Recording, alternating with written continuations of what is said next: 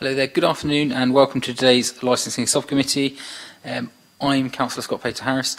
Just then, before we do any introduction, we have to do our election of chair as the first item on the agenda. I'm going to ask Ben Attrell, our legal advisor, to call for a nomination and a seconder. Members, can I have a proposer and a seconder for the chair, please? I nominate Scott for chair. I second Scott for chair. Thank you. As I said, I'm Councillor Scott Pater-Harris. I will chair today's meeting. Just before I do anything, I just want to go through some housekeeping. So if the continuous fire alarm sounds, please evacuate the room and the public gallery by the stairwells. Do not attempt to use the lifts. Please assemble at the Queen Victoria statue in front of the civic officers. In order to comply with the Guildhall Trust Fire Marshal regulations, anyone who signed in at the reception desk should sign out when leaving the building at the end of today's meeting. Can also, everyone that is speaking, can you please use the microphone? So just press the red button, the red light will go on here, and you will be able to speak, and then obviously turn it off at the end. We're just going to go around the table and do some introduction. As I said, I'm Councillor Scott Pater-Harris. I'm chairing today's meeting. I'm also the chair of the Licensing Committee as a whole, and I'm going to go to my left. I'm Councillor Ian Holder, and I'm a ward councillor for St Thomas Ward in Southsea. I'm Jane Davino, Local Democracy Officer. Good afternoon, everybody. My name is Ben Attrell. I'm a solicitor employed by the council, and I'll be advising the subcommittee whilst they make their decision this afternoon. Good afternoon, everyone. Derek Stone. I'm the Principal Licensing Officer.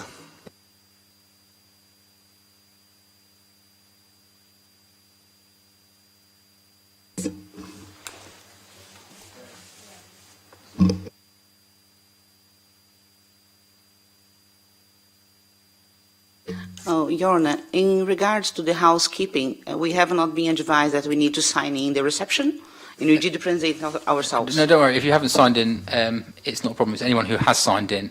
You haven't signed in, so don't worry. No problem. Can you just introduce yourself, please? I'm Fatima Monica. I'm the owner of Carioca, the Brazilian barbecue and bar in Port Southsea. I'm Marcia. I'm Monica's friend, just here to give a quick help, if possible.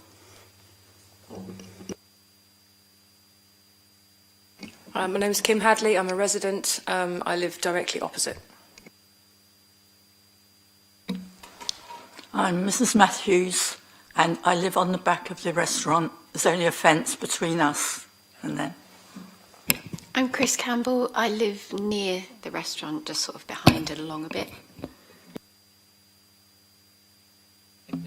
Councillor Sharp-Gerrard, Central Southsea Ward.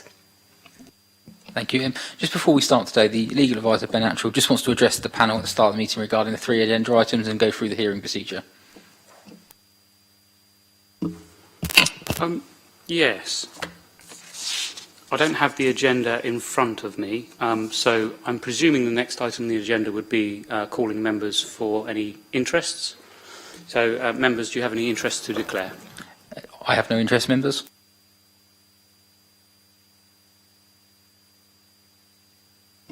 Marvellous. That's duly noted.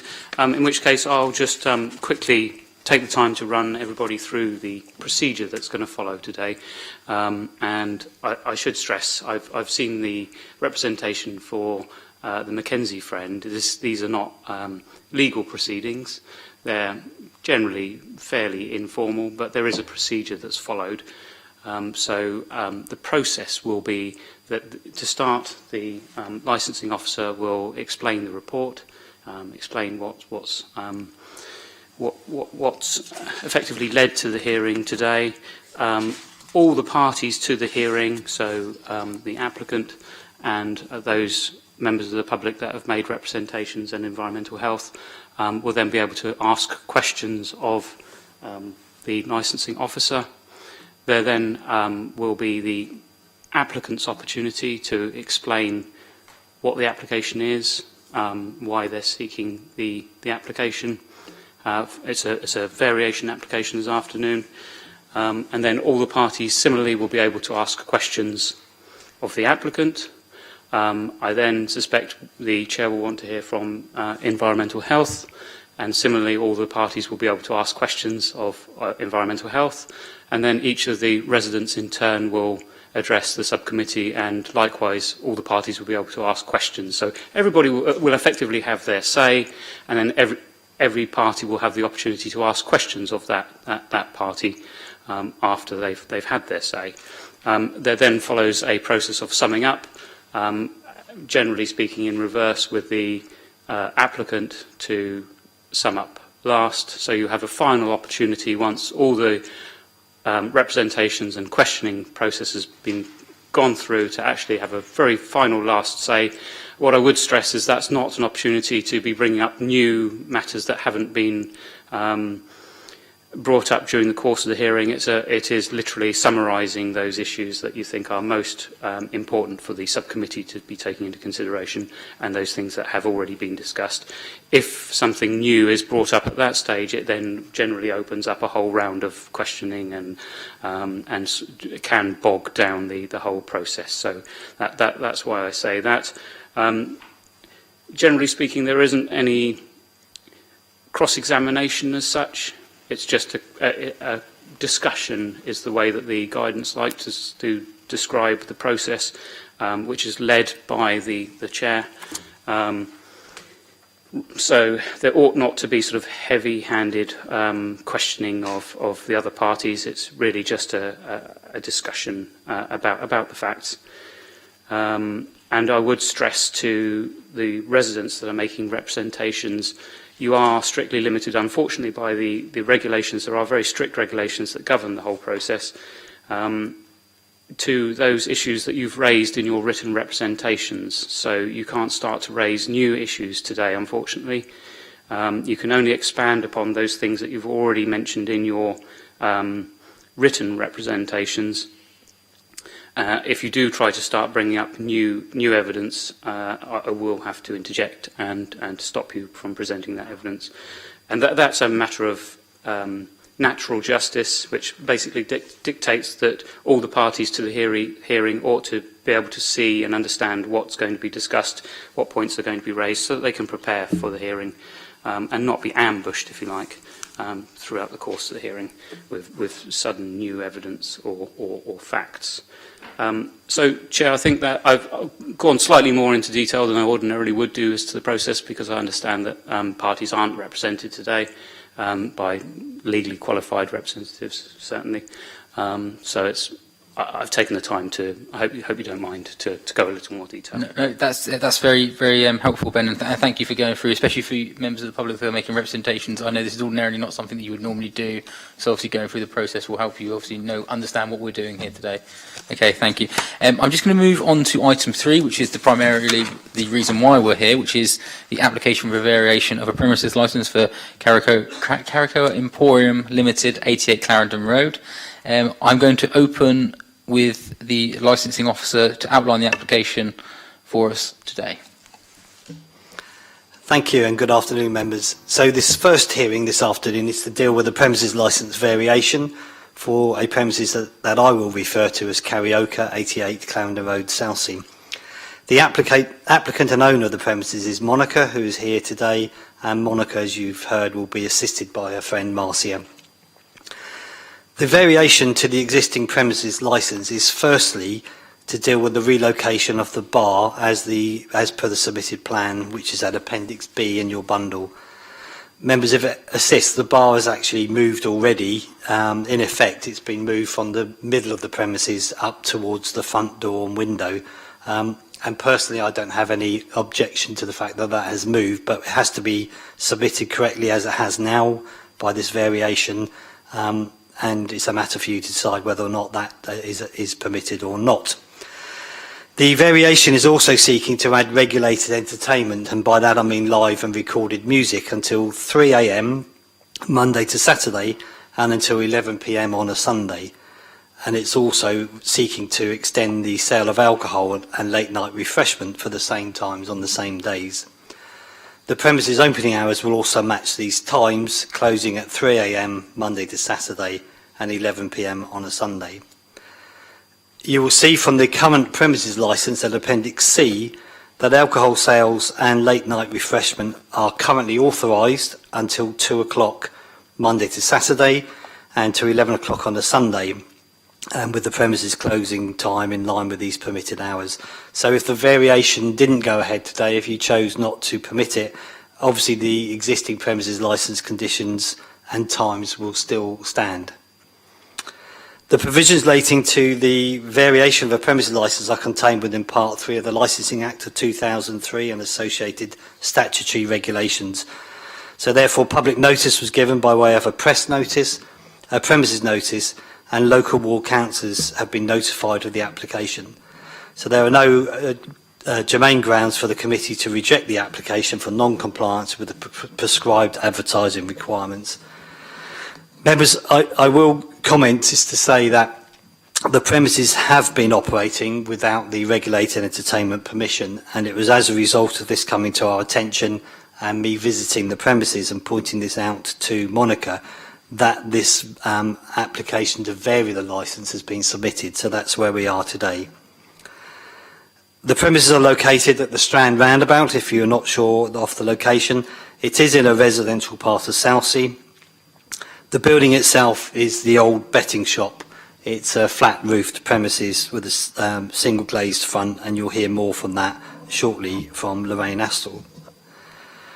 So on receipt of the variation application, all responsible authorities, as you know, are notified, and you will see a representation from Lorraine, who is in the Public Protection Environmental Health team, objecting to the regulated entertainment part of the variation. This objection is based on the premises being unsuitable for live and recorded music late at night and evidenced noise complaints. Lorraine will give you more information regarding these shortly, and the licensing authority also received 21 other objections from local residents objecting to the application.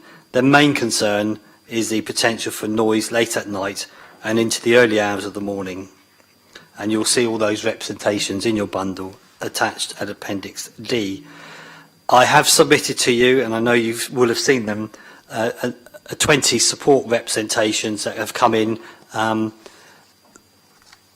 In my opinion, they don't actually deal with the issue of the late night noise and the music late at night. They're more concerned about obviously the premises and how they operate and how good they are for the community. But of course, whatever happens today, that licence will still exist. So their concerns can be allayed somewhat and not be too concerned about the premises actually having to close. Members, in my report at paragraph 912, I highlight the point that each responsible authority is considered an expert in the respective field, and you will know how much weight you should attach to their representations. When determining the variation application, the committee must have regard to the promotion of the licensing objectives, which, as you know, are the prevention of crime and disorder, public safety, prevention of public nuisance, and the protection of children from harm.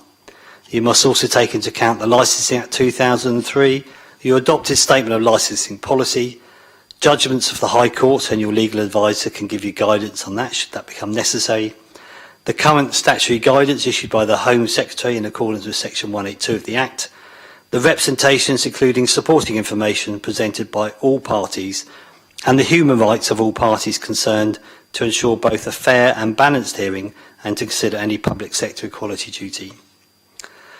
The Statement of Licensing Policy lays down a general approach to the determination of licensing applications, and any such application will be considered on its individual merits.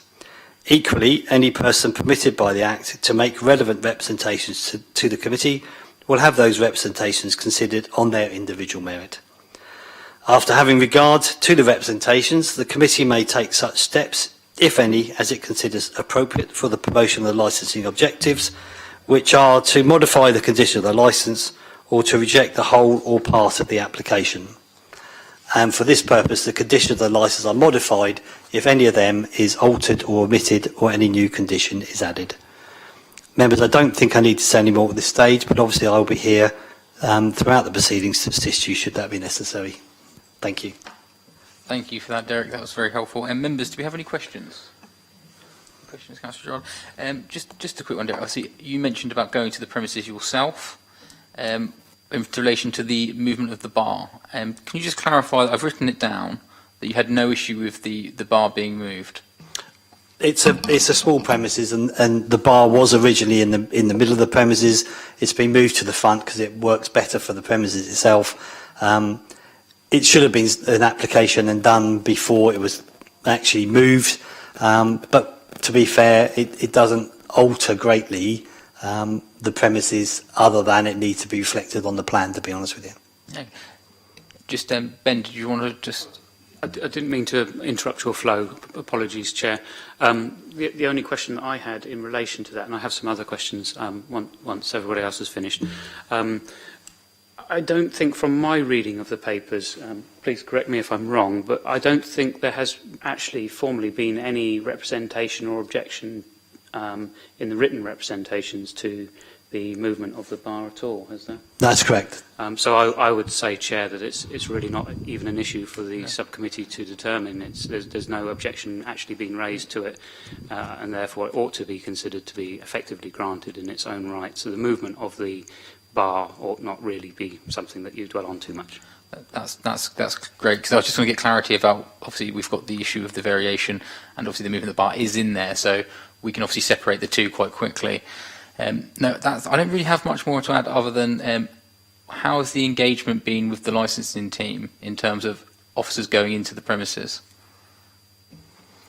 Off the top of my head, I think there's been a few visits, but no issues other than there's been noise complaints where we've had to either respond or environmental health have. No, thank you for that. I don't have any more questions. I'm going to hand over to the applicant. Do you have any questions of the licensing officer? Yes, please. About the bar, yes, is because I have 3 visits during the year for the noise. And then one of the visits in the summertime, the lady who visited me suggests if the bar was in the front and the music in the back, then don't want to be too loud on the road. And about that, I moved the bar by the window. And Is this a question for the licensing officer? Because this is what you're talking about. But is it a question for him? Because it's your opportunity to ask a question of the officer. I think Monica's explaining why the bar got moved, basically, for you, if that helps. Yeah. So was it just so I can have clarity, was it one of the officers from the licensing team suggested moving the bar, or was it a member from environmental health suggested moving the bar? Foi deles que pediu para... Was Lorraine. It was environmental health. Okay, that's fine. Do you have any more questions? No. You sure? No. I'm sorry. I think it's quite important for Monica to make a small introduction where... We will get to that in a moment, because you have your opportunity as the applicant. Absolutely fine. That's fine. The way we do it is, obviously you have the licensing manager, you'll have yourselves, then you'll have environmental health, then we'll have representation. So everyone gets their fair opportunity, and you will get yours shortly. Don't worry. I will not leave you out. That's fine. It's just because I think it would be better for people to understand, and then we get to the point. But if it's that how you want it. We'll do it in the procedure that's given, because Absolutely. that's the procedure that we have to follow. No problem. Okay, any more questions? No. Thank you. Okay. Lorraine, do you have any questions for the licensing officer? Thank you. I'm going to pass over to the people making representations. Do you have any questions for the licensing officer? We've got lots of shakes of heads. Okay, thank you. I'm going to move on to the applicant. Oh, do you have some questions? Just a couple of... Sorry, I always forget about you. Easily forgettable. Just a couple of very, hopefully, easy questions. The timings for this particular application are a little bit convoluted in the way that it's all operating. And I just thought it might be helpful, I think, for everybody to better understand precisely how this is working, because we've got the Live Music Act, which has an implication, as well as the timings generally. And I noticed from a lot of the written representations from residents, I think they may have been under the misapprehension that the premises are due to certainly perhaps cease sale of alcohol at 11 o'clock, when that's not correct. Certainly, currently, the premises has a premises licence that entitles them to sell alcohol until 2 a.m. in the morning. That's correct, yes. And they can because they have a licence that entitles them to sell alcohol, they're entitled under the Live Music Act then to have, even though it doesn't appear on their current licence, they can have live music and recorded music until 11 o'clock at night. Correct. I think that's probably just worth explaining because, and that's not all 7 days of the week, there's a slight difference for Sunday when it's 11 o'clock for the sale of alcohol. Sale of alcohol stops at 11 on a Sunday, yes. And the premises closes at that same time. Correct, yes. So basically, currently, the position is they can, for the most of the week, they can serve alcohol until 2 a.m. and they can have regulated entertainment, live music and recorded music until 11 by operation of the Live Music Act rather than what their licence entitles them to do. Yes, they can. That's correct. And what they're seeking is a variation which will enable them to basically have until 3 a.m. in the morning for the sale of alcohol. So an extra hour for the sale of alcohol and then an extra 4 hours for regulated entertainment, effectively. That's correct. And also, I think you did mention it, just to stress it as well, again, that the application is for a variation, for an extension of those hours, and that is all that the subcommittee is to be considering today. So it's not a general review of the licence per se. We're not considering whether or not they can do what they currently are doing. It's merely just a question of whether or not they can have the extra hours that they're applying for. That is correct, yes.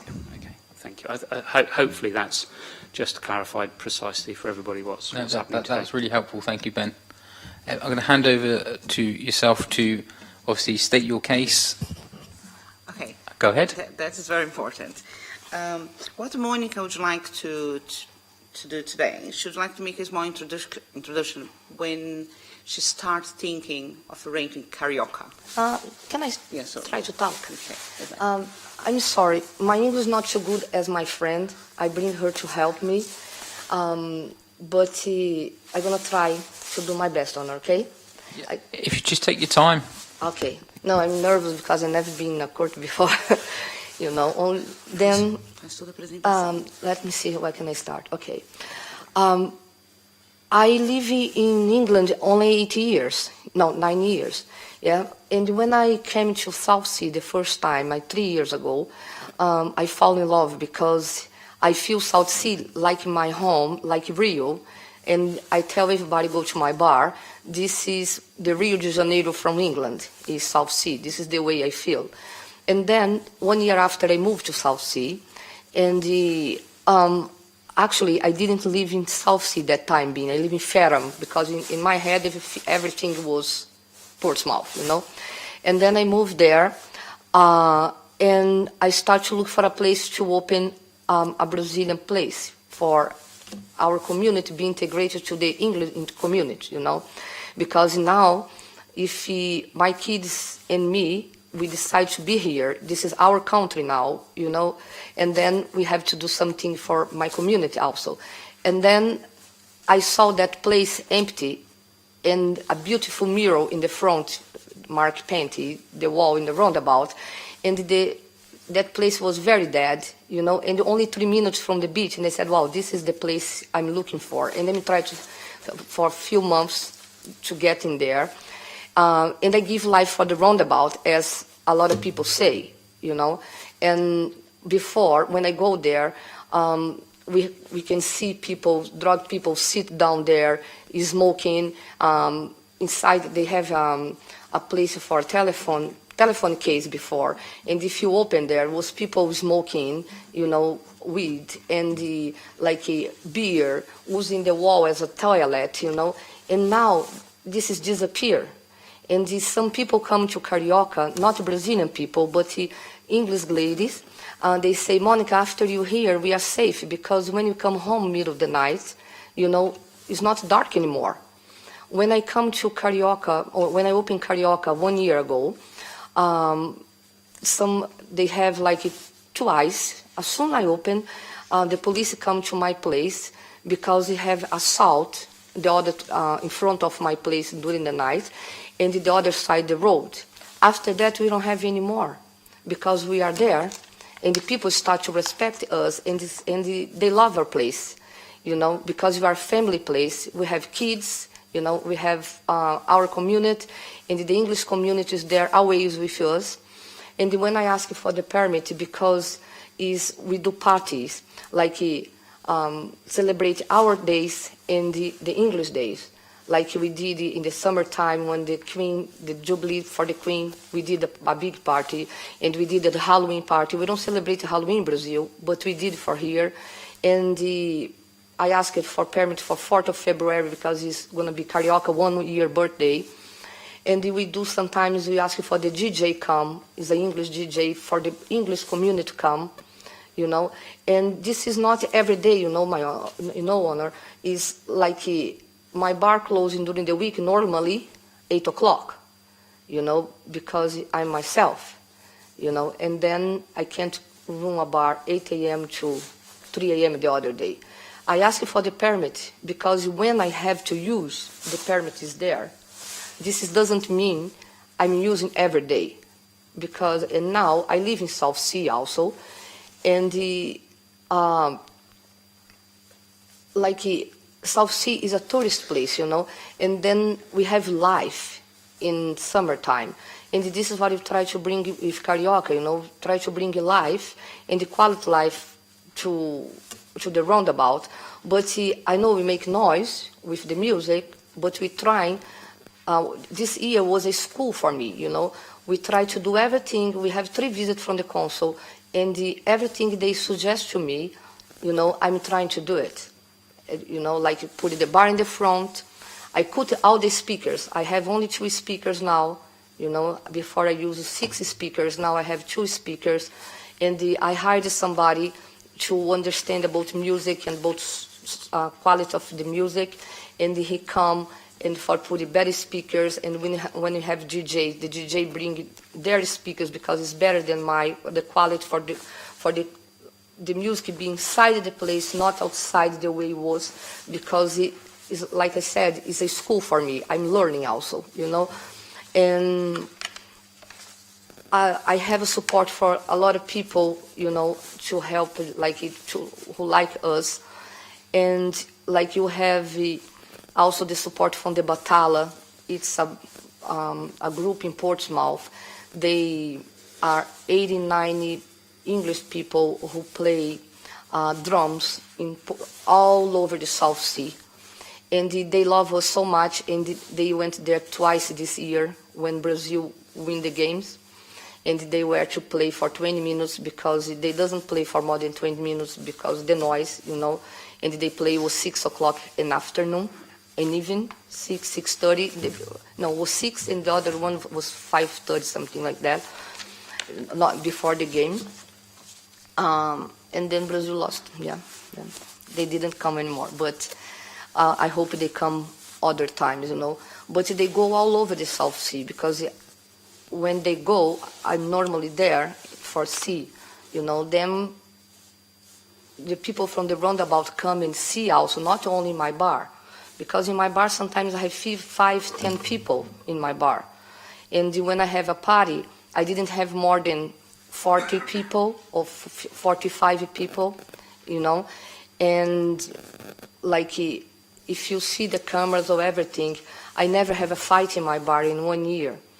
And actually we help when the Moonshine have a fight. We go there. I go myself, you know, because as I'm an old lady, I go there for the kids and say, hey guys, try to help the doormans for see what happened, because they have fights. Every time they open Moonshine, they have a fight, you know. And then I'm trying to do that, because when I took my license, they say for me, I have to take care of my bar and around my bar. And when they have in the roundabout any kind of fights, you know, I go there to help. I try to clean the car park, because the people make a lot of mess there. And then it's not the Brazilian people, you know, they do also, because we are normal, you know, and everybody do messy. But put clothes and things, and I try to keep clean, because for the image of my bar, and before it was worse than that, you know. I'm trying to help, you know. And I'm sorry if I disturb you guys, but it's like it's life. You know, we live in a beautiful community with people all over the world, because to the bar come people from Angola, from Korea, England, all over the England, you know, because Portsmouth is beautiful, you know, South Sea is fantastic. And then they say, wow, we are only 3 minutes from the beach. This is fantastic, you know, because you bring another culture to us. And England, you know, is very open to people bring another culture. And then I'm sorry if my goal was only to bring happiness for people, and I disturb some. But this is life, and we can't be make everybody happy in the same time. But I'm trying to do whatever you guys ask me to do. I'm very open to do whatever I need to do for help the community don't be, you know, upset. But I need my times, because it's the only way I make money is when I do the parties, you know, and for me to make money for me to pay the bills, and because I'm a small business, you know. And when she went to my place and told me little things, you know, what I have to do for get better, you know, this is what I did. Nobody visited me there after, because when I put the bar in the front and the speakers on the back, you know, take it off the speakers. And if I have something else to do it for get better, I certainly will do it, you know. But I only be clear, I'm not a club, okay? I don't have club speakers. I don't have, like, when we do lights, we have 2 lights, only for make it like that, you know, and we have 2 speakers like that. Then, please, when you consider something, I'm not a club, and I don't have a club music system or light system. It's different, okay? And sorry about my English. Yeah, in addition to what Mrs. Souza said, what is important to try to bring up to you guys is the background when she started looking for a place. I was there, so reason why I can comment. So I went to see the place with her. It was absolute rubbish, dump everywhere. It was disgusting. And I said to her, so are you sure that you're going to take this on board? I said, this is going to be a big challenge. And she said, yes. So all the cables and everything was really difficult for her to get to the level where she is at the moment. So I believe as any small business, there are difficulties in the beginning. So there are challenges. And that's what she's been through. So the first stage was getting the place ready. She did. The second stage was, what can I sell as a food, drinks? The third stage, how can I bring people in? How can I make this happen? And she started gradually. The way that she thought that was correct, the way that she was speaking to people and giving them her ideas. And then finally, she got to the level where Carioca is. I believe there were 2 complaints directly in the beginning done to Monica. And those complaints she addressed herself. She didn't need to come to the court to address those complaints.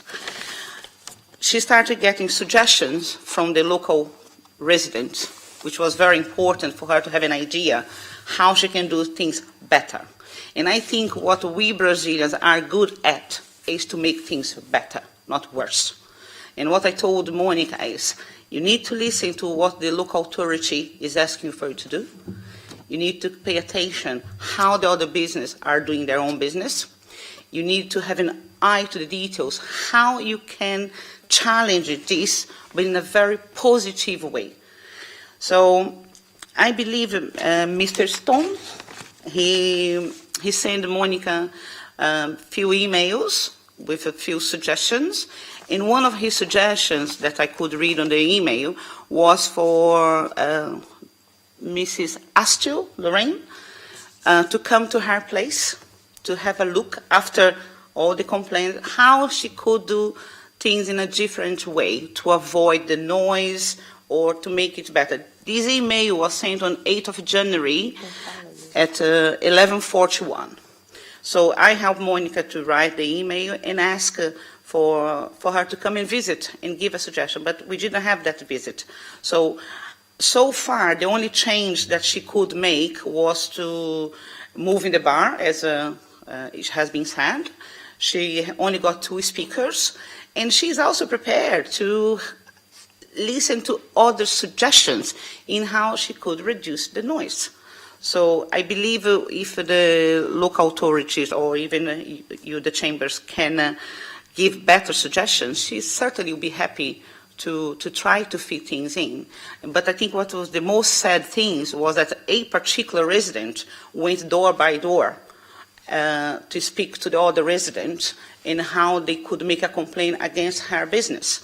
So I think if that particular resident had a little bit of common sense, instead of wasting his or her time to go door by door and come and talk to Monica directly and say, look, I don't like this because I live here, so that is causing problem. But no, this person went door by door, which clearly shows that there was no good intention at all.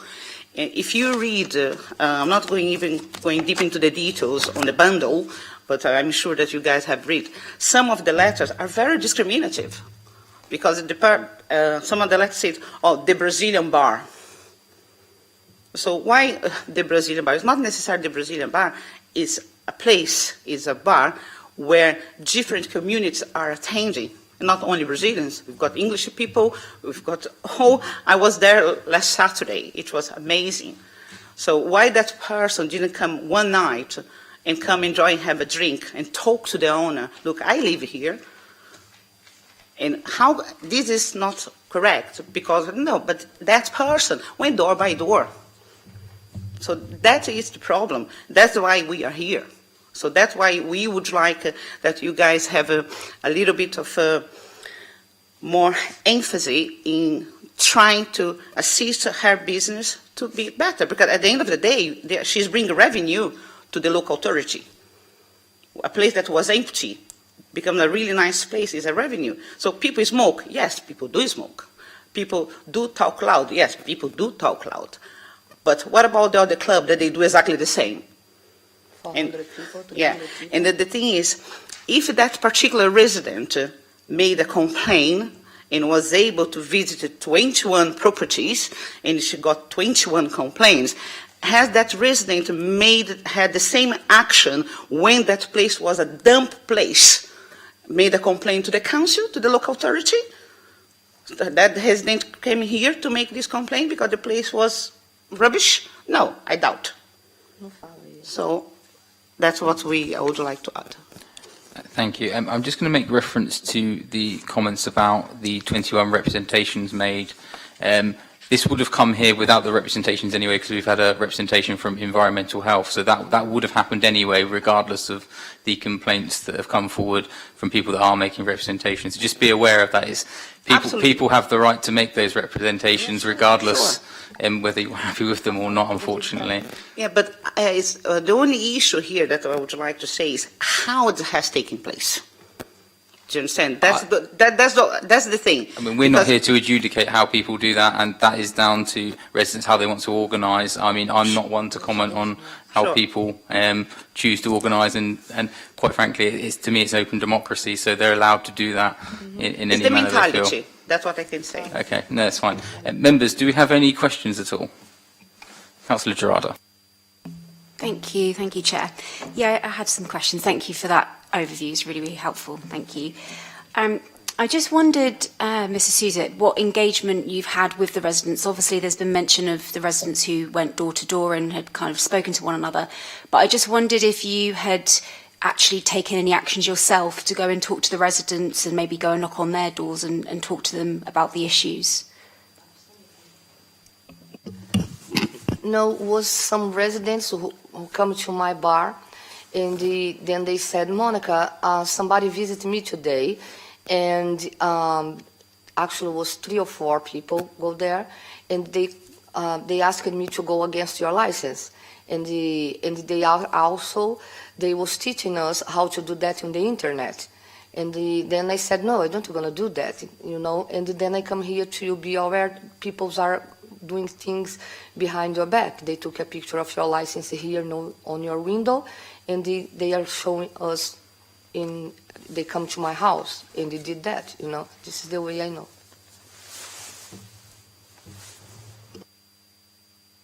Thank you. Okay.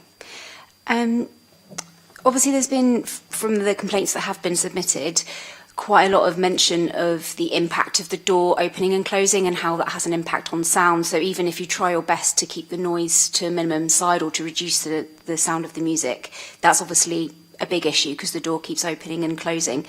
So I just wondered if you had explored any sort of ways to better soundproof the actual premises, and if there are ways that you can try and obviously minimise the amount of noise that's being that leaves every time the door opens and closes. I was talking with Mr. Derek, you know, before, like I said, I never have a business here in England, and I don't know, I'm learning a lot, yeah? And then he suggested me to put another door, because when somebody open one door, you know, then close and open direct to the other door. And then I said, yes, this is a good idea. Let's see what's going to happen in court, and then we can put the door to help, you know.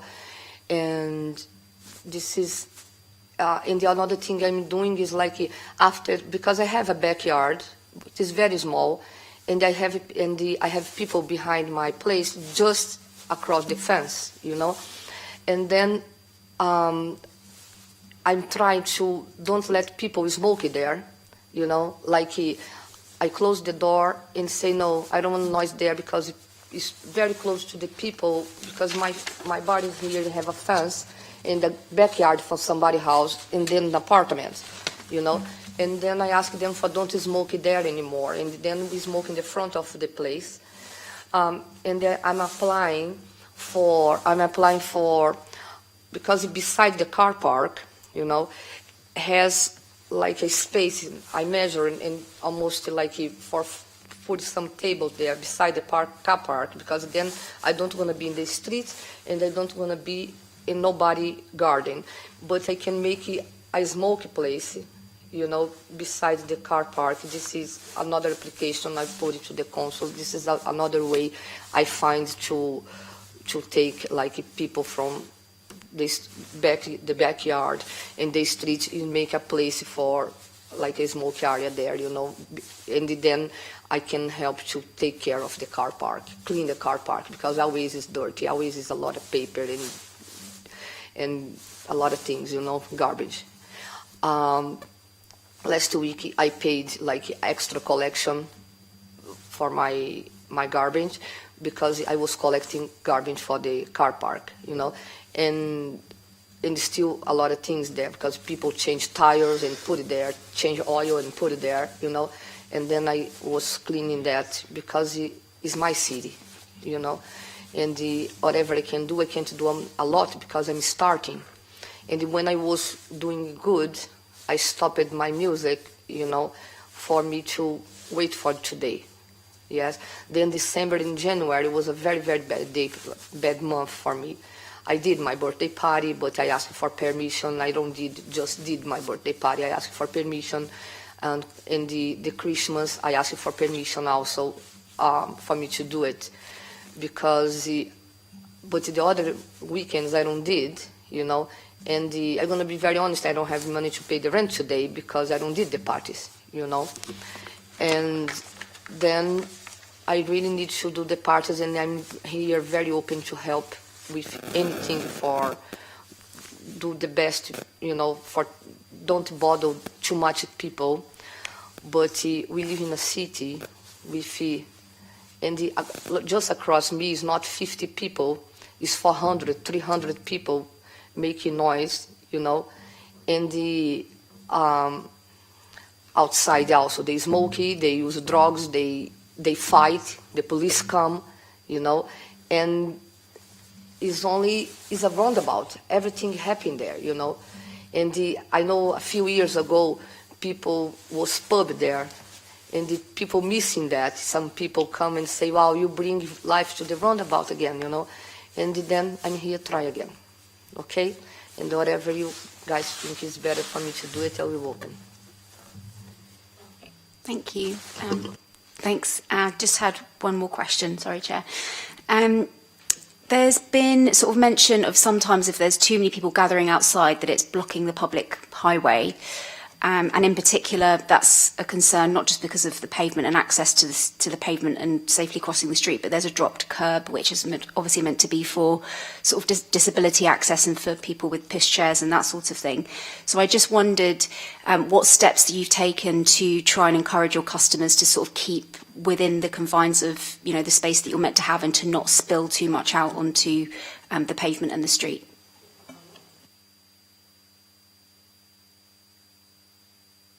I didn't understand your question. I'm just going to explain to her.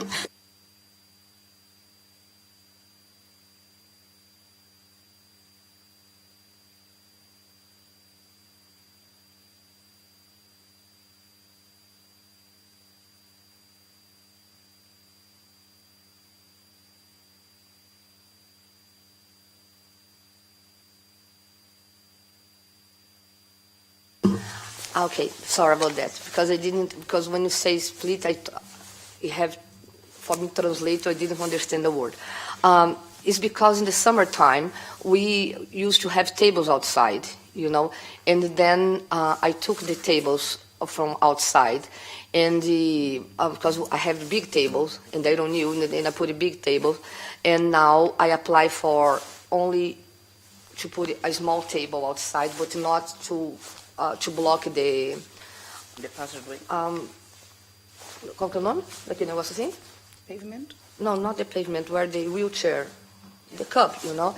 Yeah. And normally when I have a party, if I have a doorman, I don't work in the bar, I work with him. You know, when I have more people in the bar, I work with them and I stay outside for take care of the people, for don't be there, you know, because it's not many people, as I told you, sometimes, you know, and then we always, normally late at night, yeah, people doesn't come with a wheelchair or things like that, but I'm always with them, try to orientate them to smoke and go inside, you know, or don't stay too long outside, you know, things like that. Can I just make a comment on that? please? I believe but by the law, you can't smoke inside, anywhere. So people have to smoke outside. So I don't think so it's down to her decision where people are going to smoke, as long as it's not inside. And normally when people come to a bar or to a club or wherever they come, it's very unlikely that that person will be one person. It will be normally 2, 3, normally a group. Whether they're going to congregate to smoke or to have a chat is not down to Carioca where they're going to stay, as long as they are not disturbing or blocking or shouting, and that's not what's happening. So if you see right opposite Carioca, you've got that massive club. It's very unlikely that the owner of that club is going to go outside and keep pushing people away where people shouldn't be or should not be, because this is very unlikely. And they have the club out, you know? The only thing that she can is advise her customers, don't do this, don't do that, because the law states this. But at the end of the day, they are all adults. You haven't got teenagers in there after a certain period of time. So she cannot be blamed for adults. They are using her facilities, and she can only do her best to address the situation, but not be blamed for it. Otherwise, all the clubs in the pub in the UK should be blamed if people are congregating. So I don't think so that is a viable comment, because she can only advise.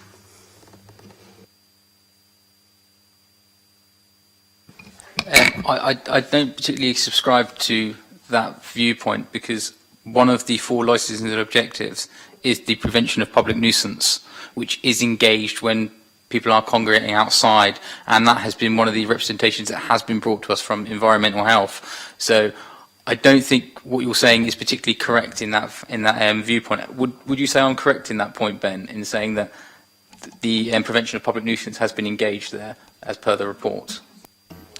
Yes, I think the issues with patrons that are actually using the premises directly outside or nearby the premises smoking, when that directly relates to a licensable activity, so there is a clear nexus between that activity, the smoking, and the consumption of alcohol, let's just say, at the premises, then the licensing objective is engaged.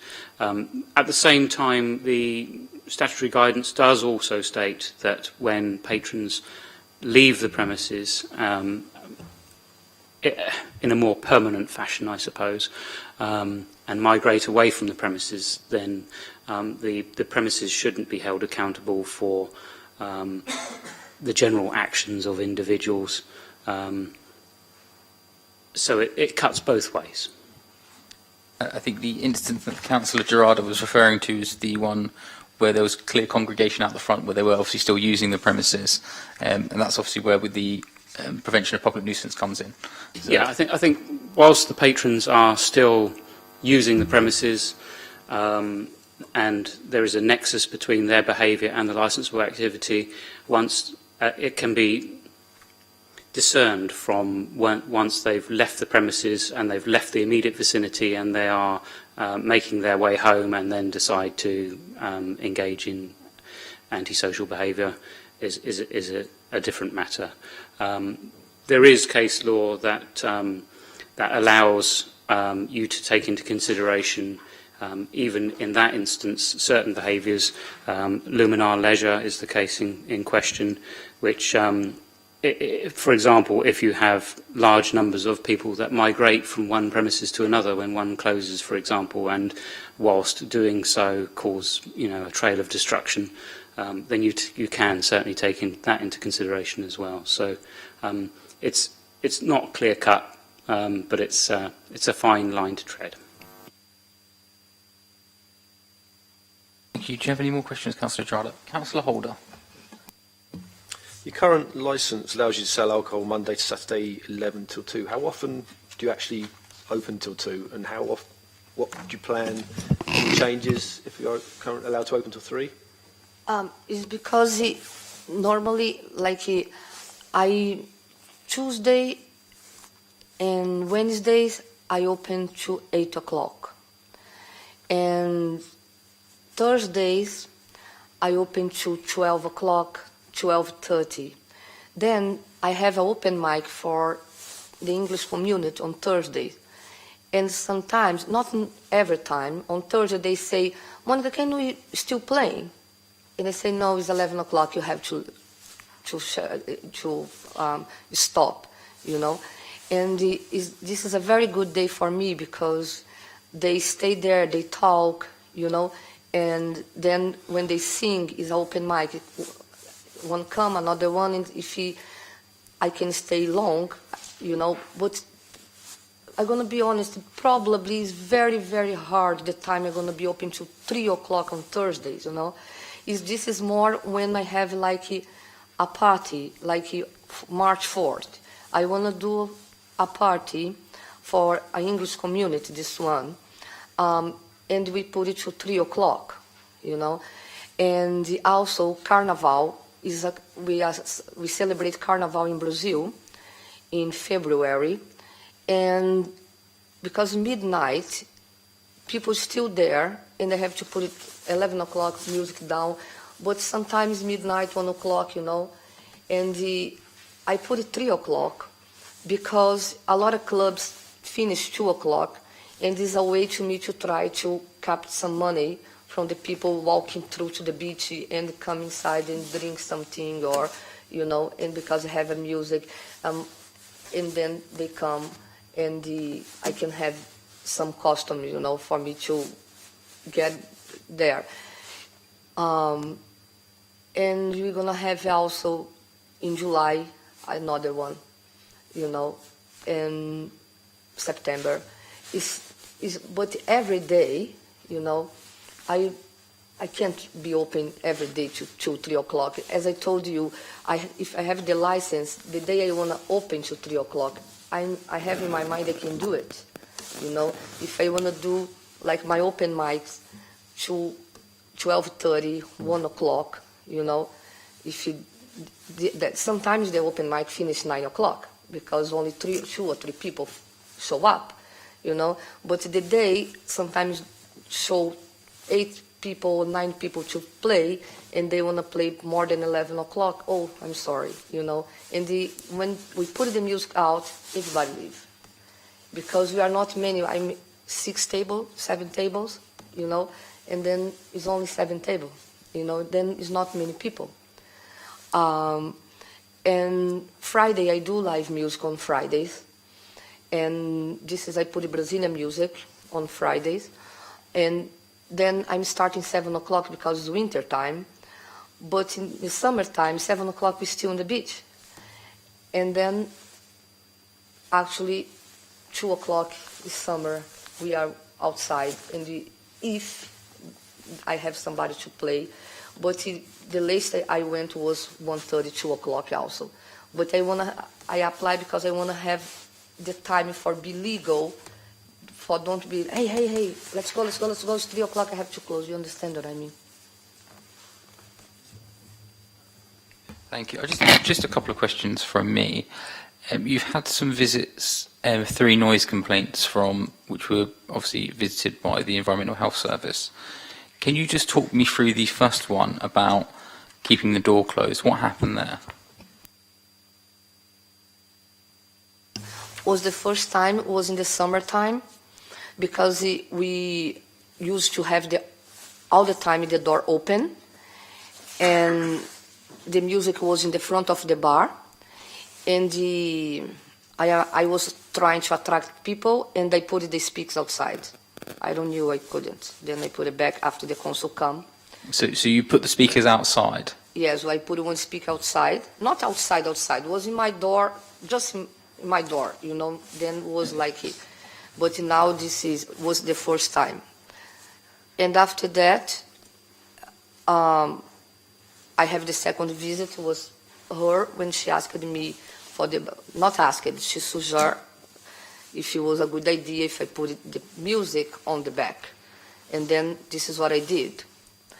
And the third time was the Halloween party, and we was with the door open, and then when the was open and close, open and close, and open and close. And when we have the complaint when the council come again. Okay, thank you. On the third time, that was the 31st of July. I'm just going to go from what is in the report in Appendix D. It says music was escaping from the bar when customers entered and left the building, just as you stated. The music from the premises was still ongoing at 23:20. So that was 20 minutes after the effectively permitted licensable hours. So the music was going on past your license. Is that a regular occurrence? Regular occurrence. Does that happen regularly? No. I'm just going to go on to a further complaint that was contacted on the 12th of August, where they visited the area at 23:30 hours, and the music was audible in somebody's living room and bedroom with the windows open. So that tells me, from the evidence presented, that there is music going on after your permitted hours on 2 occasions within 2 months of an officer visiting.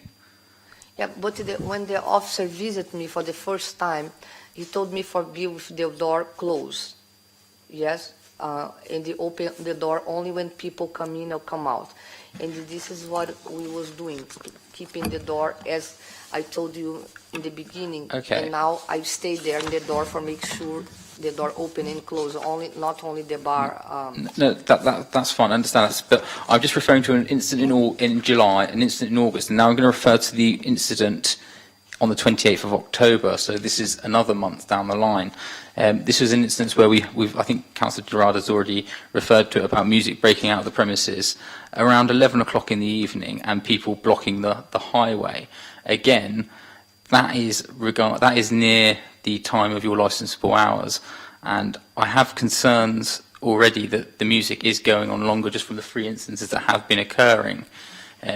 What have you done to try and deal with that, to ensure that music isn't going past the permitted licensable hours? After that, after Mr. Derek visited me, no, it wasn't Mr. Derek, it was another gentleman. Yes, no, it was another one. It was two guys. Whether I cancel my parties. Say that again for me, it's a bit clearer. Then, after that, is why I cancel my parties. I only get permit, and then I ask only for permits for me to go on 24th of December. I think it was 15th of December. And when I ask permits to do it, the parties. No, there's 2 temporary event notices that have been had representations against for late 10s, and one was on the 19th of November, which was 11 o'clock till 4 o'clock in the morning, and I think another one was the 10th of December, which both the police and regulatory services both made representations against.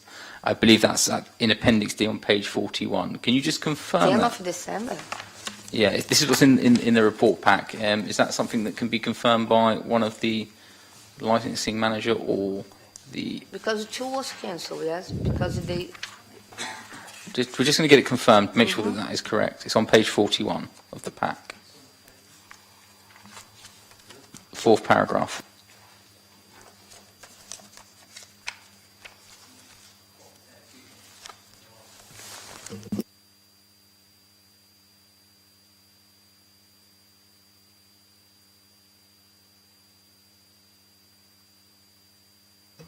I think this probably Lorraine can answer this one better than I can, if that helps. Just want some clarity. Is that? Sorry. I believe the 10th of December one referred to the World Cup and Brazil playing, and I think these was concerned about public safety. That one. Sorry, Lorraine. I don't think it's been caught on the microphone in the live stream. Could you? It's a big microphone. Could you speak really closely? Oh, sorry. Do you want me to repeat that? Okay. Did you want me to repeat what I've just said? Okay. So I believe the 10th of December was the World Cup for the Brazilian game, and I think the police made representations for that, and we also did, because there was entertainment planned afterwards. And the 19th of November, I believe it was I don't even know how to pronounce it, yeah, that one. Sorry, I'm not even going to try to pronounce it, was planned. Oh no, sorry, they've on their Facebook page, that was the 10th of December. So the other one may have been the World Cup. I know one was the World Cup. Okay, now I remember. One was the World Cup. Yes, one was the World Cup, and the game was 6 o'clock. And then after the game, we stayed there. But when he come, it was about to 11, but it wasn't 11. And then when Brazil, this was when the Brazil lost the game, and I remember the authority said, if you lost the game, you are sad, and why you have music? Because they said we are Brazilian, you know, and they still make money. And then we are, but 11 wasn't 11 o'clock yet. Then we finished like and he said put the music down after 11 o'clock, you know. And the other one was the one the DJ advertised in the Facebook of the party for 10th of December, and but this party didn't happen only to 11 o'clock. Because we didn't have the permit to go on after that with loud music. No, that's fine. I just want to go back to the 28th of October. I think this that was the Halloween. Halloween party, yes. Yes. I'm glad you remember. Yeah. The Halloween party, the officer identified there was music obviously coming from the bar, but there was also music coming from next door. And the officer clearly, it says it in the report here, saw the premises licence holder enter their premises next door and carry on an extended party. But the premises next door is an unlicensed premises.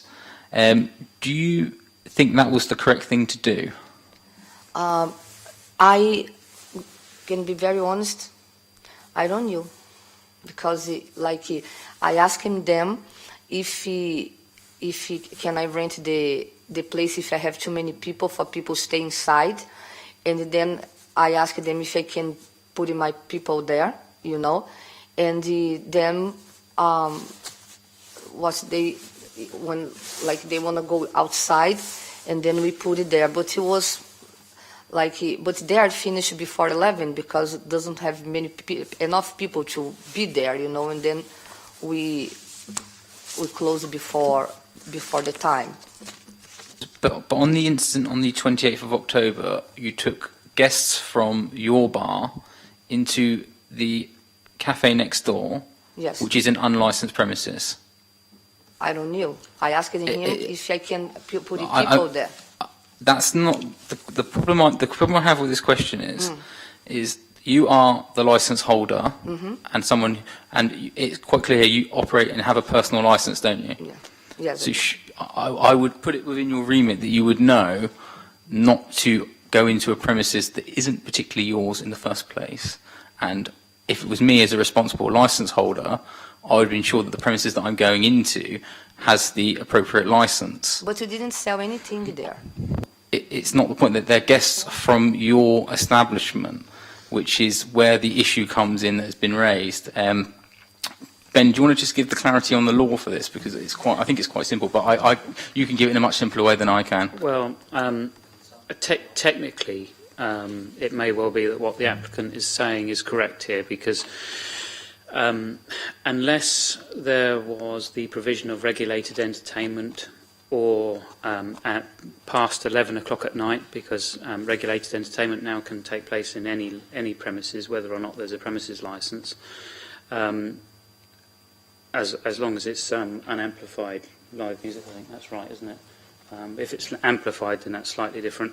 I'm getting muddled myself. It's really very awkward the way the legislation works, but certainly if there's no sale of alcohol taking place on the adjoining premises, then technically speaking there's no licensable activity taking place, and if there's no music, live or recorded music being provided on those adjoining premises, then similarly the same. Yeah, well, the report does state there was music coming from that premises. Okay. Well, in that case, that in itself would constitute a breach if it's after 11 o'clock, certainly. Thank you for that. Just for that clarity. I don't have any more questions for yourselves. I'm going to hand over to the licensing manager. Do you have any questions? No, other than to say it was following the incident on the 28th of October, I went and visited the premises, and I think, to be honest, Monica wasn't really sure whether she should or shouldn't be having music after 11 o'clock.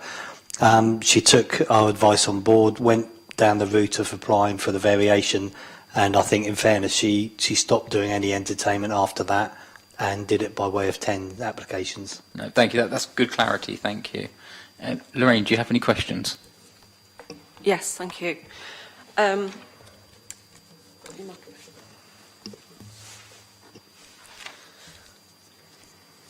I just, obviously, it's not really, it's sort of a question, but it's not. I can confirm I didn't receive your email on the 4th of January. I received one from Mr. Stone to say that he had visited you and spoken to you, and I never received that email. I was waiting for it. My other question is relating to the 3 visits that officers was made on the 22nd of July, the 12th of August and the 28th of October, as obviously why you didn't contact us to seek advice from those visits. So the onus is on you to contact the council as a licensee to, the The onus is on you as a premise licence holder to contact the council, because we had made contact on the evening with you to discuss the noise. But at those points, we gave you advice, but then you never came back until you say you emailed us in relation to the variation notice on the 4th of January this year. So my question is why have you not made contact previously? When we've been in touch, you would have had letters. Because you, when you gave me the advisors, you know, I did the advisors, and I don't think I have to report the advisor, you know. When the gentleman come and told me what to do, you know, I just stopped it, but he didn't. It was my fault. I don't know how to do that. I messaged saying, oh, I don't want to do parties more, you know, till I have the answer, you know. I just don't did. You told me to take the bar, blah, blah, blah, and I did, but I don't knew I had to give the feedback, you know, because I know I have to be more aware about the laws, because this is my country now, but it's too many little things like this one, you know. I wasn't certain I have to do it, and I'm sorry for that.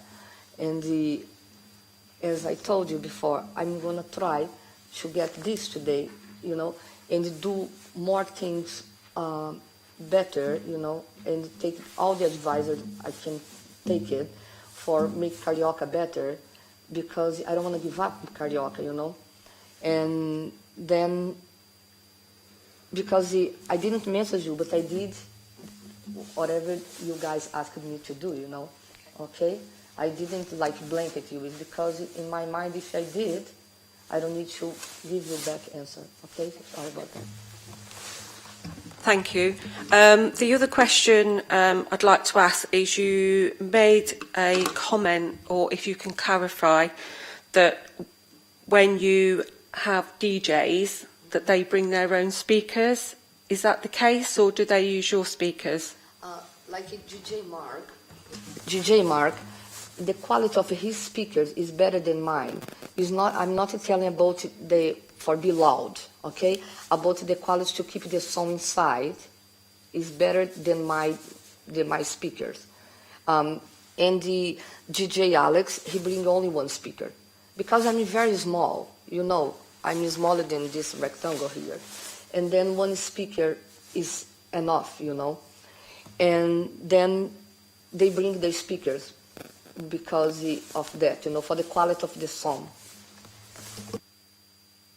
Okay, referring back to the speakers and the DJs bringing their own equipment in to your property, how do you take control of the noise levels? Me? Yes. Yes. I'm always, you know, the one was only to 11 o'clock because I didn't get the permit to 4 o'clock or 3 o'clock.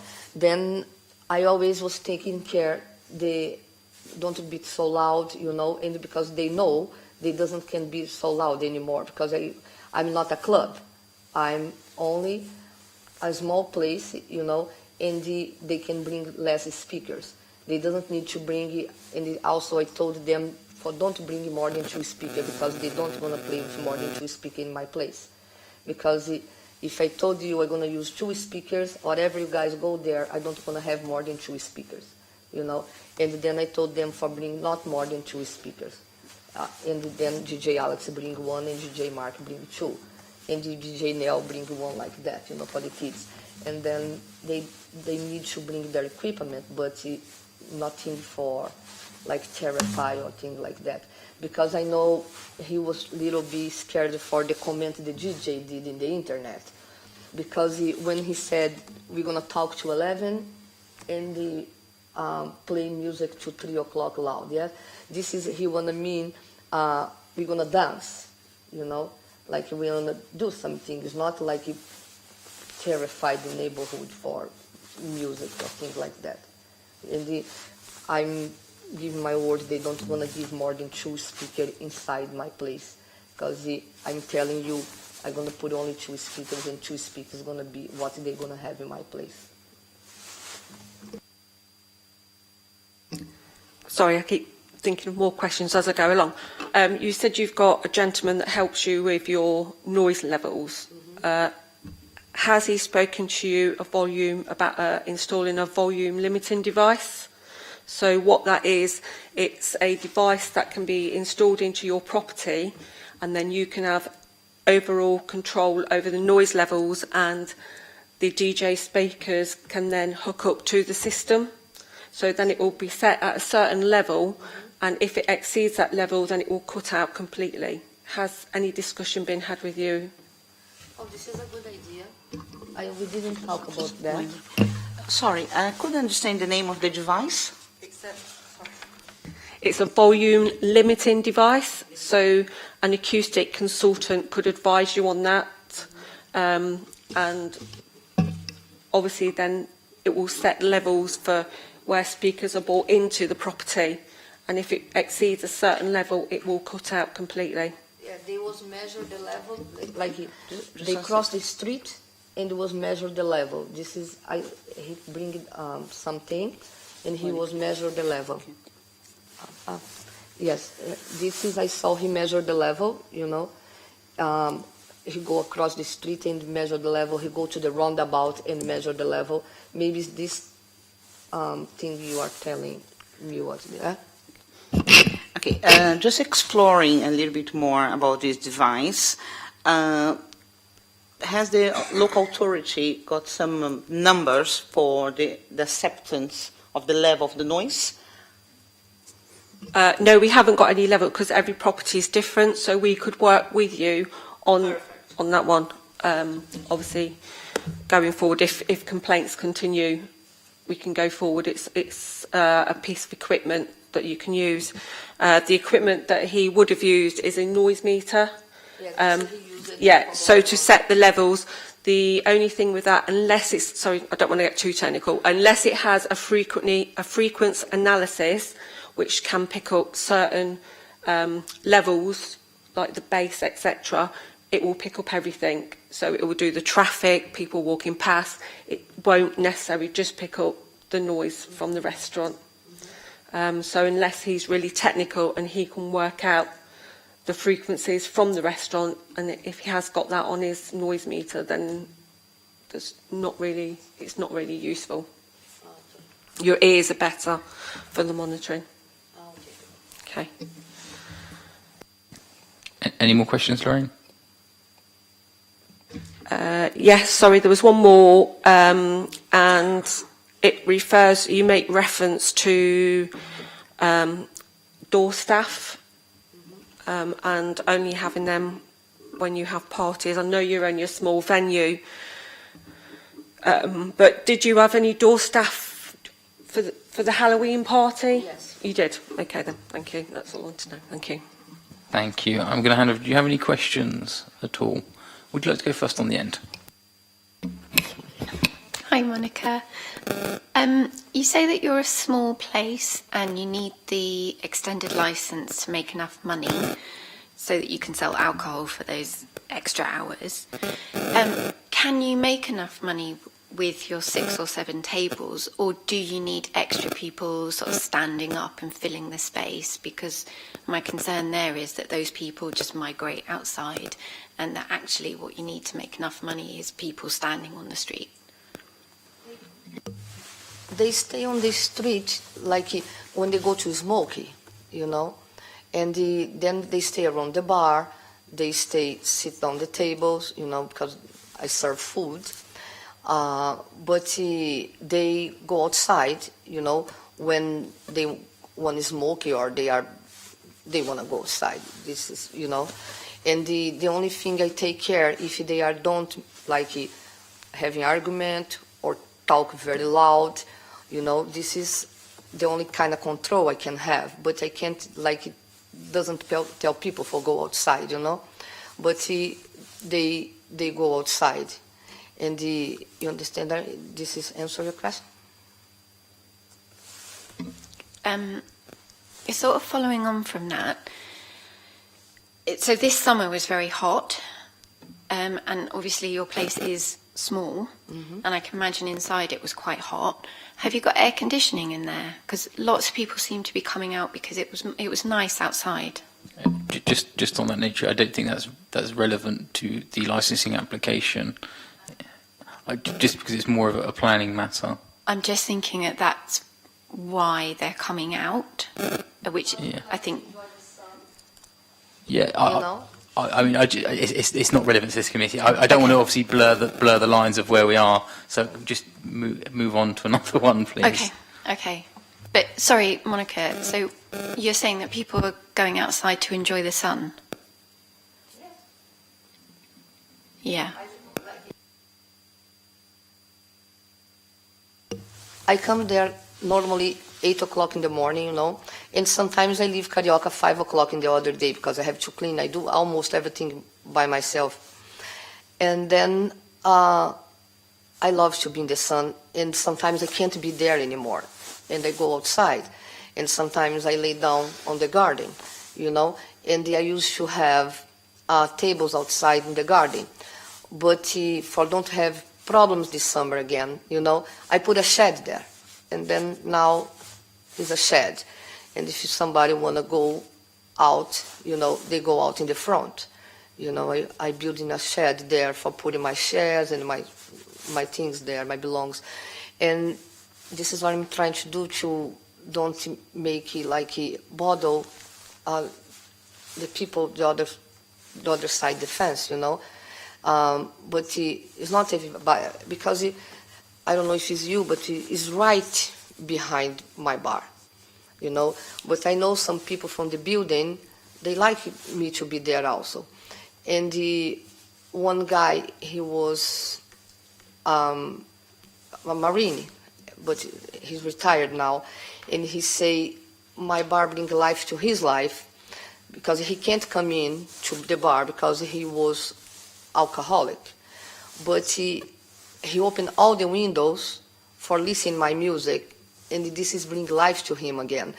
Then, see, this was I telling you, we never can be, I don't know the word in English, but like we never can do, como que a gente fala agradar todo mundo? You can never please everyone. Everyone, you know. He's very pleased when I have my music, and he opened the windows for listening my music because I gave life to him again. And some people close the window because the music bothered them, and I completely understand, you know. But we live in the center of South Sea, 3.5 minutes walk to the beach, and people are going to be there, you know. And this is not every day, and you know that it's not every day, you know. Sometimes we stay late, but it's not every day. See, I'm there 1 year, and 4th of February going to be 1 year.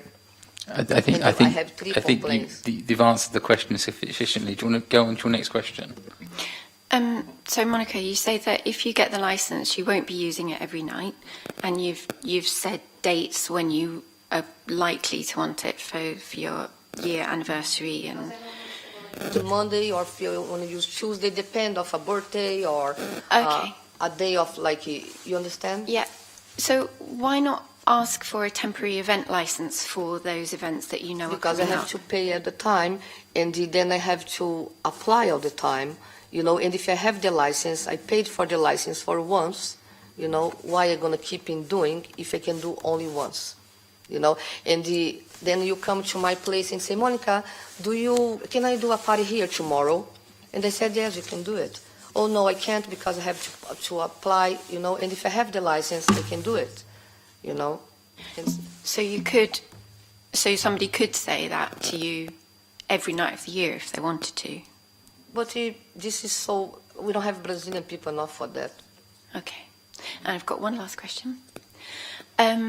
So a lot of the problem is coming because, the club across the road, I actually hear less often their music from your place because they've got a sound lobby and they're really well soundproofed. And the issue with your place is that the door is opening and closing, as you say, all the time.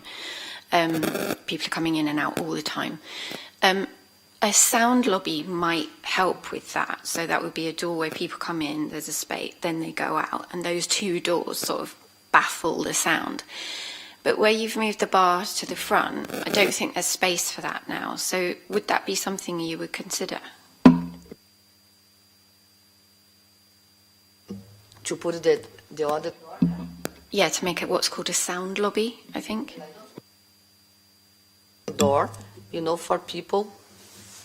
If the size of the door, who's going to decide for the size of the door is the architect go there and going to draw my door and see, Monica, you can have a door here. I don't need a lobby. I want a door only for close before open the second one. I think that is what is effectively a sound lobby. So it's a small area which contains the noise. I think that's what we're getting at. So yes, you do want to do that. I think that's quite apparent. Thank you. Do you have any more questions? Any more questions from? Okay, please. Hello. My back garden backs onto your garden, and they're very small gardens, so it's just a fence between us. Well, last summer, you're talking a lot about the front, but what about the back and where I am? We hardly get a night's sleep with it, and the noise all day. And you're saying when you have the parties, and in the back, in your backyard there, and on a Sunday, starting early morning, all day, it might be your family, I don't know, it's packed. And the noise and the music, I used to like to stay in the back and have a read. Well, I can't do that anymore. And last summer, when it was really hot, we liked the windows open. We couldn't open the windows. We turned the telly right up because we couldn't hear it.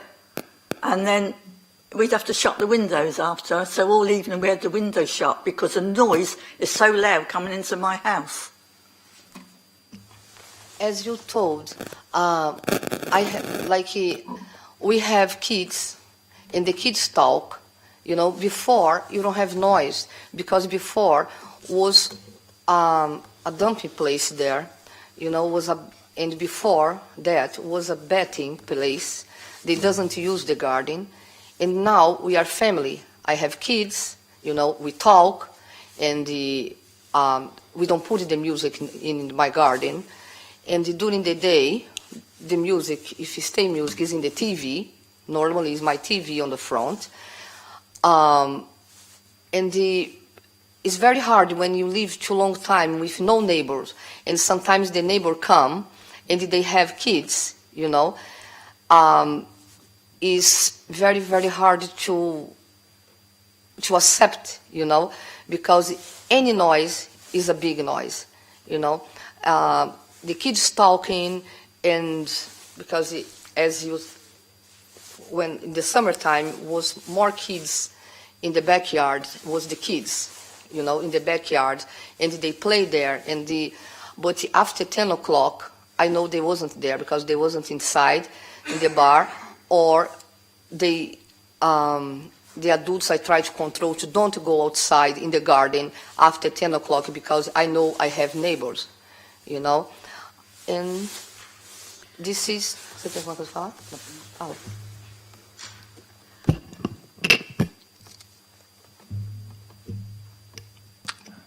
Any more questions? As I say, I hear the music till 11 o'clock in the summer. At the moment, it's all right. I'm quite happy when it rains and it's cold because it's quiet at the moment. But we'll start again in the spring and summer. So I'm not getting much sleep now. So that's open until 3 o'clock of the morning, if you get this granted. I won't get any sleep. But I open it anyways to 2 o'clock, I don't expect to have to go to bed to gone to every night. But because apart from when you finish that music, you're still there. I can see you all in the kitchen, in the garden, and that noise still goes on for another half hour, another hour. So, I like to go to bed often at 10 or half 10.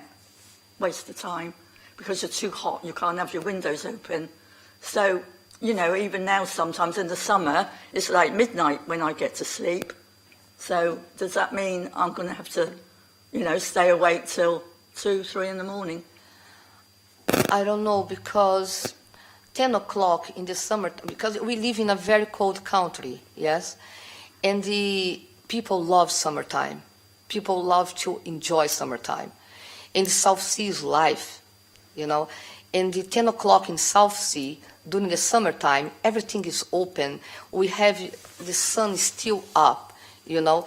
And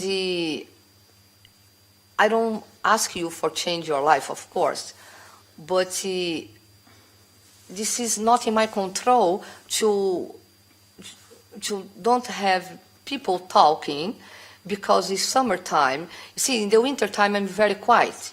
As you said, I can sleep, you know. But then how, my honor, I don't know what to answer. I don't have any. I think you sufficiently answered it. I don't Yeah, think there's I'm anything. so sorry. I don't think there's any much more else to add. Is there any more questions, Mrs. Matthews, at all? Do you have any questions on the end there? I do, but I'm not entirely sure whether or not you would allow its relevance. Try it. When you were looking for premises for your business, did you look elsewhere, or were you specifically only looking at the roundabout by the beach? I'll allow that. Yes, I look in Alberson Road and the Palmerston Road, you know, but there is 3 minutes from the beach.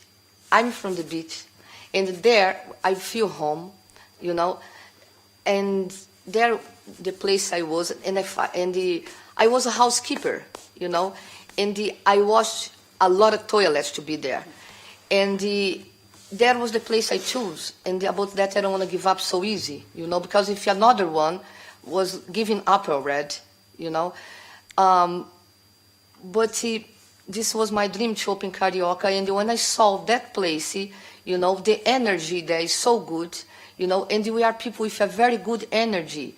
Come, enjoy us, try to see what we have inside, give opportunity to know me, you know, and how many times I ask, come and have dinner with me, and because this is, I'm sure this is going to bother you less, you know, than you only say the Brazilian bar, the Brazilian people, you know. I did not make that No, comment. I just don't want to stress into that. I don't think that anyone's made those sorts of comments here today, okay? Do you have any more questions? Yes, sorry, I just got sidetracked. There was something that wasn't properly answered earlier. No, it's gone. Are you sure? Okay, thank you. I was just going to move on to thank you as well for your questions. Move on to the responsible authorities case, which is yourself, Lorraine. Would you like to put forward the case from Environment Health? Thank you. Thank you. Obviously, as we've heard, the I can't say it properly, Carico Bar is in Clarendon Road on a bank of shops, which is a coffee shop, a laundrette and a chip shop, and also further down the road is a Premier food shop. It's not part within the local, what we call nighttime economy area, like Albert Road, Palmerston Road, Guildhall Square, Gunwharf. It is a predominantly residential area, although there is one club across the road which has been mentioned to you in passing. We've had a number of complaints in relation to this property 2 months after the premise licence was issued. The main concern from the residents was the noise from the entertainment that was provided. Some of this entertainment was obviously earlier on in the evening, around about 9 o'clock, before the permitted hours under the Licensing Live Music Act. We have had complaints exceeding these hours, but as we've heard, the applicant wasn't aware of the hours that she was permitted to have regulated entertainment. The applicant has been spoken to on numerous occasions, as you've heard, but we still continued to receive complaints from this property. The last complaint that we received was on the 12th of December, which the officer didn't witness anything on this occasion. so we can't confirm that's where the noise was coming from. The actual structure of the building is not really suitable to have entertainment into the early hours of the morning. It has been proven that they can have some form of entertainment up until 11 o'clock because we haven't received any complaints since the 12th of December that's been justified. The main part that raises concern is the front structure of the premises, which is all glazing. And obviously with the door opening and closing, the noise escapes out of it. Dependent upon the type of music that's going to be played at parties, etc., if there's any bass element to it, that can penetrate the glazing quite easily and reach the residents. There's no lobby door at the front of the building, so it just opens straight out onto the street. When parties have been taken place and entertainment's been provided, there's been a concern over the number of people out on the front, outside the property, talking, smoking. This feels that it's not been controlled adequately, and this raises concerns again if customers were allowed to be out on the street till 3 o'clock in the morning. The background noise levels drop because you don't get the passing traffic, and so obviously any noise is heightened to residents. They can hear it more clearly. It feels that the applicant, although she may not be aware, has not taken responsibility and taken control of another premises to provide entertainment to her customers, because her premises has not been large enough. It would appear that they only have only have door staff, because that could be another way of controlling noise from the door when parties have taken place. For the TENS that's been discussed previously is the same reason why these were refused, because it felt that the applicant could not reasonably control any noise from the property that would cause a disturbance to the residents into the early hours of the morning. It is therefore wish that you take this into consideration, that any late entertainment until 3 o'clock will therefore cause sleep deprivation to residents in the area and cause a nuisance to them.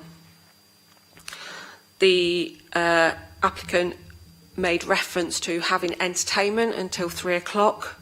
Normally, where bars, clubs have entertainment, they have what's called like a downtime, where the music is stopped about an hour beforehand, and then this gives the customers time to come down, if you like, so that the atmosphere calms down and that they leave the area a lot calmer rather than still being, I want to say, hyped up. I don't know if that's the correct terminology, before they leave the property. Nothing's been discussed about the actual dispersion of customers from the premise at 3 o'clock in the morning. So therefore, it's anticipated that there, again, will be hanging around waiting for taxis, which is another cause for concern, cars pulling up, and just hanging around the area, causing disturbance to the residents. Thank you. Thank you, Lorraine. Members, do we have any questions? Councillor Holder? I think in the report it states that the building is flat-fronted and single-glazed. Will having a sound lobby make much difference? Is it practical to make this building soundproof? I believe that putting a lobby in on a glazed front won't make a lot of difference. I think the whole front of the facade will need to be altered, probably make the glazing smaller, and then put a lobby door in will make a lot of difference. So that obviously then there's financial implications to do this. Councillor Jarrah, do you have any questions? No, I don't have any questions at all for you, Lorraine. Do you have any questions, Ben? Just one question. It might be an idiotic one, but I'll ask it anyway. Do you think acoustic curtains to the front glazing might assist, or is that... obviously, the door opening is still going to allow for noise escape, and that's probably the biggest issue, I suspect. That's what you're going to say, is it? Yeah, the door is the main problem with people coming in, and normally acoustic curtains only reduces the level to a certain amount, and to be honest, it would be better having a more solid structure that would stop any bass from penetrating the property. Thank you. Do you have any more questions? No? No, nothing. Okay. Do you have any questions for Lorraine?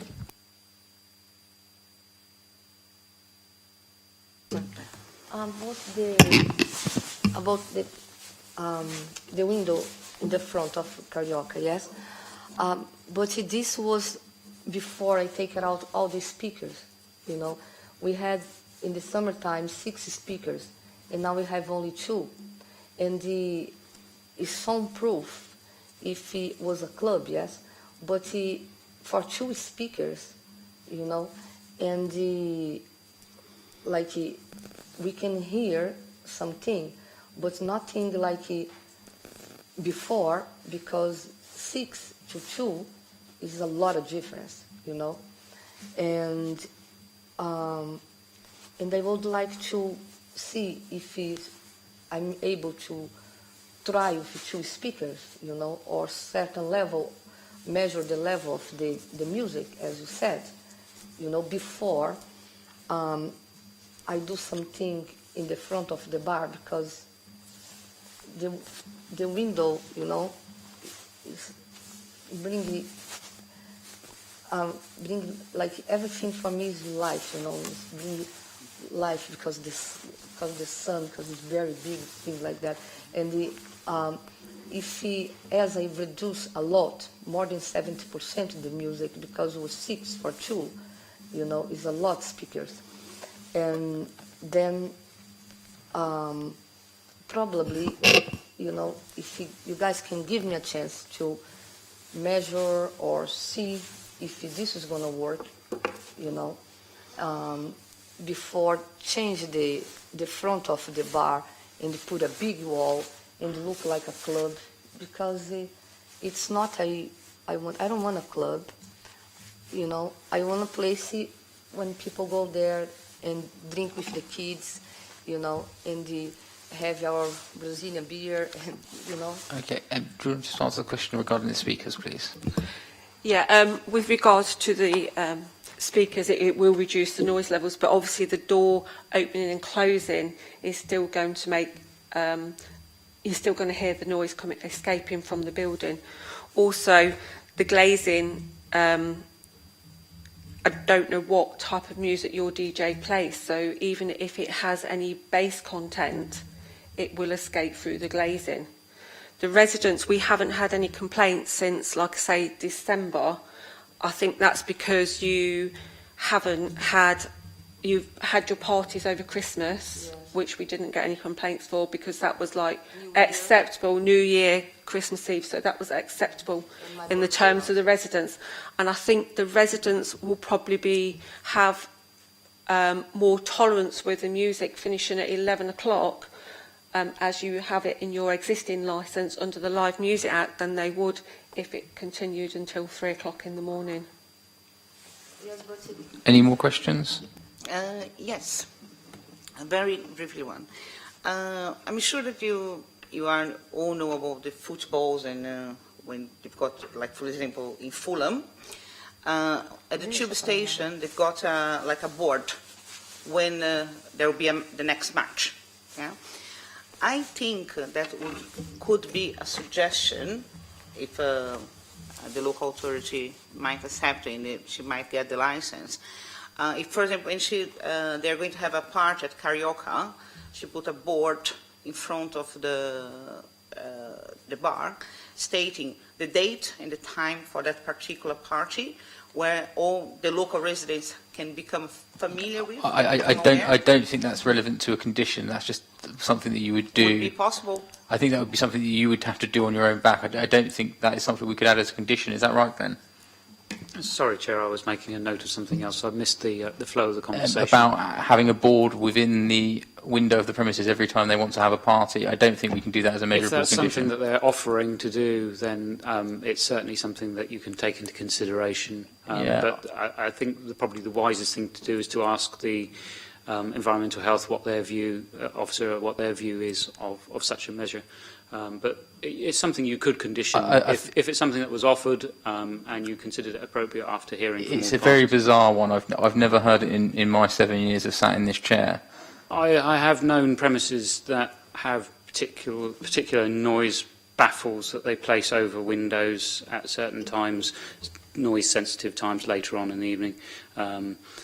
But as I say, the environmental health officer is the expert. Can you here. answer that for us, please, Lorraine? Yeah, I mean, you can get noise baffles that you can put up against the windows, like acoustic sound insulation, additional that you could add, and then add a lobby to your door that may lessen some of your noise, but that would be something that you would have to take on board from an acoustic consultant to give you that advice. I think it was more about the notification. So there was going to be a board in the window notifying if there was any parties. I don't see the relevance of that because it's not. If it's just a board to notify residents of when the entertainment is, I don't see any relevance of what that is going to do apart from notify the residents when that's going to take place. I mean, do you see any strength in that in terms of a condition point of view? It's entirely would be at your remit as to whether or not you think it would be appropriate. You've heard from environmental health that it's not obviously not going to affect the noise escape. It's just merely going to warn people so that they can potentially prepare for the noise escape. So what weight you would want to attach to that is a matter for yourselves. And No, whether I you do feel appreciate that. appropriate. It's something that I've not really come across, so it's quite interesting. Do you have any more questions at all? No more questions, thank you. Do we have any questions for environmental health? You've made a representation, sir, you can make a question. No, sorry, you haven't made a representation. So if you haven't made a representation... He lives in the house with me. No, it's a very... What you could...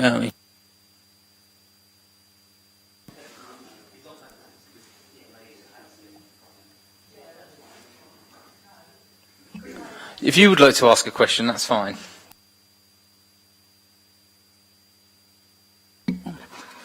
I was thinking the same thing, actually. You keep mentioning the noise levels in the front, but you don't mention it at the back, and I get everything at the back because I'm so close to your back. When they're cooking. This is for the environmental health officer. Can you just take that question, Lorraine?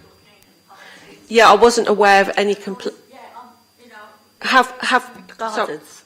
Sorry to interrupt you. Have you actually made a complaint to environmental health? No, we've done it to the different councillors before, but we never get a reply. Okay, I apologise, and that's why we wasn't aware that there is any complaints coming from the back. No. So when they're in the back, or the summer, like I say, I can't read because it's so noisy. We have to shut our windows. And in the summer, when we had that real hot spell, you don't want your windows shut, do you? You want bedroom windows open as well. I had friends stay just before Christmas, and they couldn't sleep. So I don't like to have friends round in the summer anymore and stay, or relatives. Anything to add to that, Lorraine? No, okay, no, sorry. Just going to move over to, obviously, representations that have been... It's not... Okay, is it a question or a comment? You can make a quick comment, but I'm keen to move on to the representation. Firstly, I'm going to ask her one question. If I make something like for me to screw on the window when I have a party, okay, as you said, with the foam and the wood, and then I take it out when I don't have a party, this is going to be acceptable? That is more a question for me and for the committee to decide whether we would like to do that, and we would decide that under our deliberations and whether we want to add a condition of that nature. So that will be something that you'll have to wait and see on that one when we make our decision. Okay. So I want to move on to the representations if I can. Okay. Thank you. I'm going to start at the far end because I'm conscious that I started at this end earlier. Hello. So I would like to say, firstly, that I fully understand the problems that you have had from your side. I work in a music venue. I understand the difficulties surrounding that.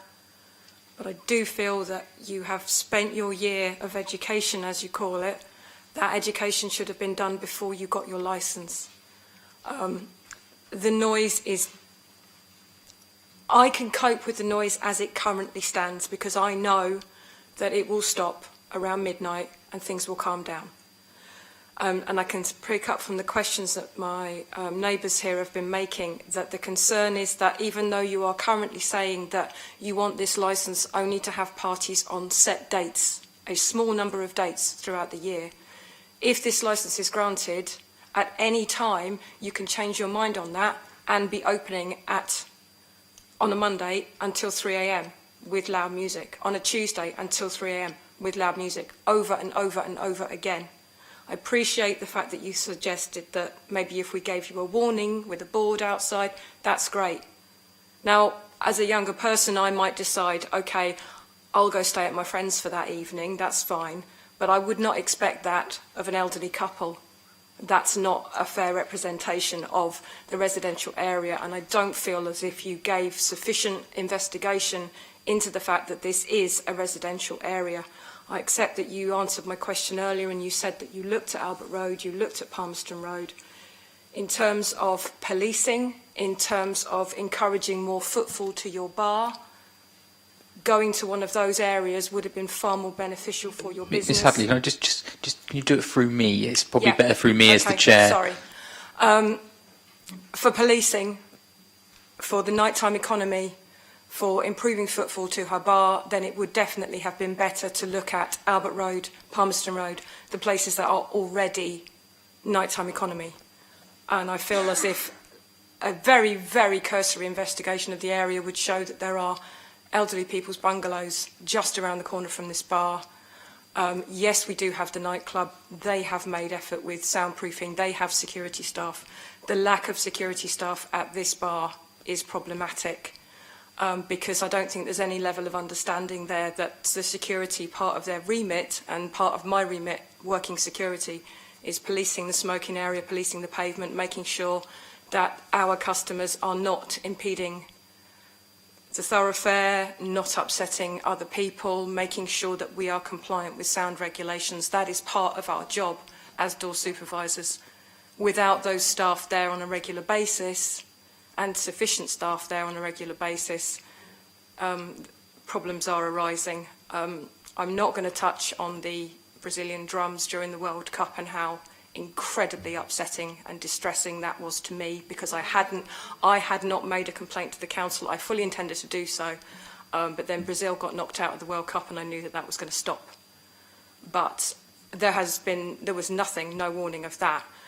The regular noise, I walk home usually as they're closing, so I know that by the time I've got home, I've got undressed, it will have stopped. If I'm going to be coming home now to 3 a.m. parties, as and when they choose to do so, with insufficient soundproofing at the front, and I know from experience of where I work that having just single glazing at the front, the hoops that we have jumped through, the cost, the money that we have put into the venue to try and solve the complaints of one neighbour, and I feel like we are not being listened to here sufficiently. Okay, no, thank you for your representation.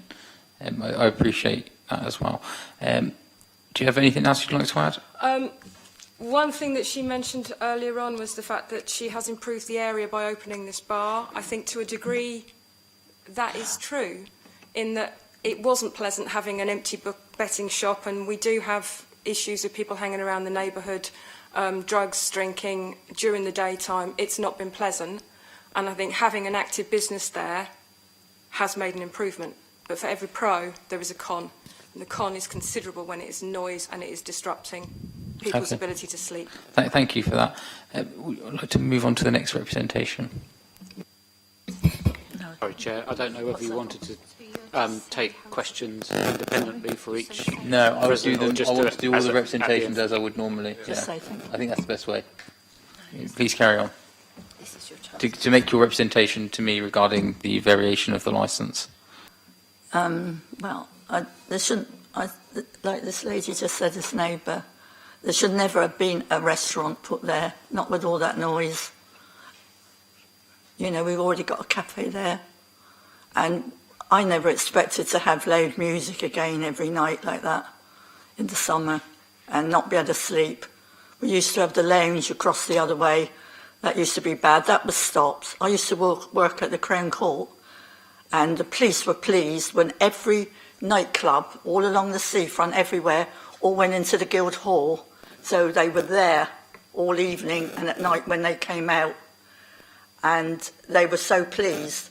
And then, as I say, the lounge went as well, and it was so lovely there then. But now, we have got that other club back, but they've got complete soundproofing. But we still hear it, and a lot of the neighbours do, when they come out 2 in the morning or 3 in the morning, especially Thursday night is a bad night, and the noise, the car doors, they're screaming, they're shouting.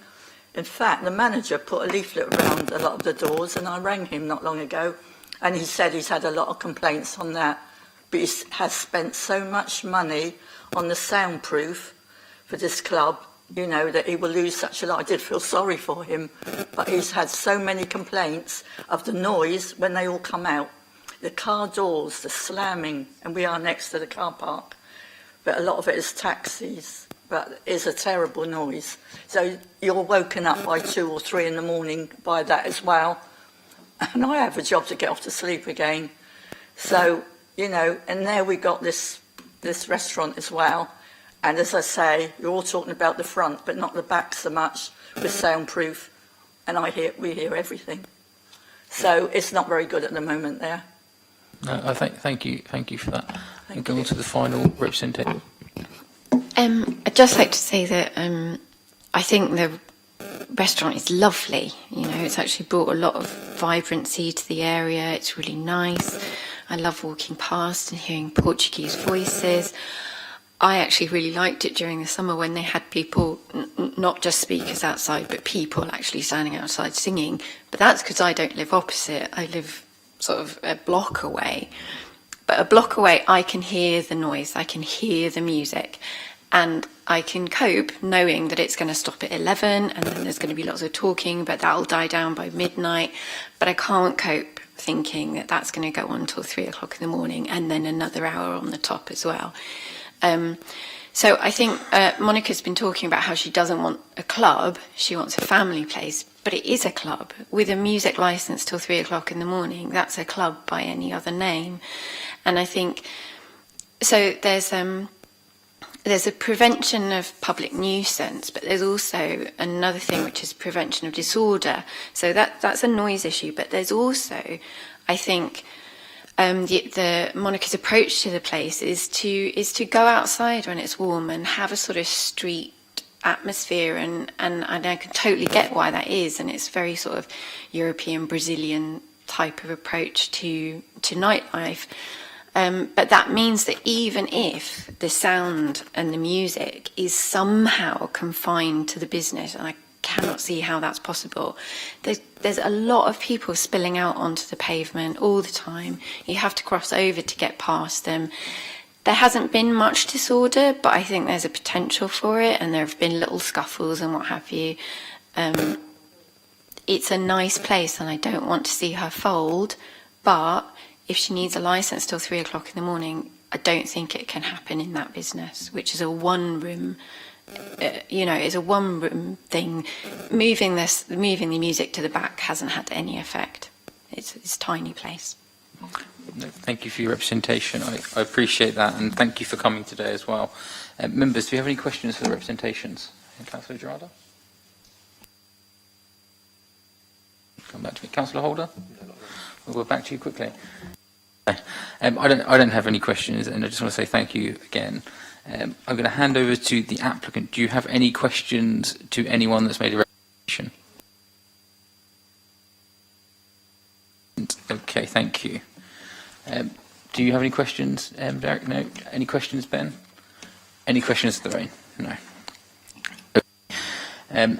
We're going to go back to yourselves for summing up, because we're now into summing up. I'm going to start from this corner. Is there anything else you would like to add? This is your ability to do so.